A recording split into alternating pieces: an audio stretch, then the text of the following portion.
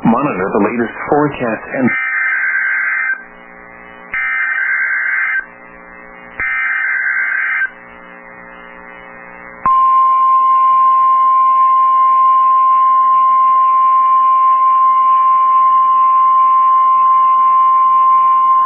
this is a high wind warning from the National Weather Service.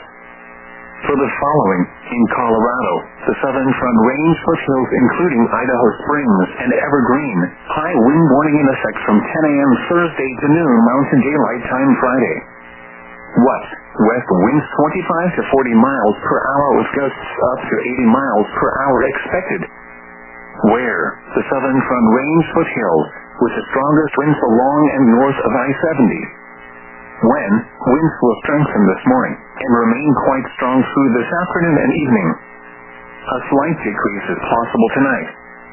The following impacts are expected. Damaging winds could blow down trees and power lines, and scattered power outages are possible. Travel will be difficult, especially for high-profile vehicles. This includes I-70 from Golden to the Eisenhower Tunnel. Strong winds may lead to rapid growth of any new fires, particularly below 7,500 feet.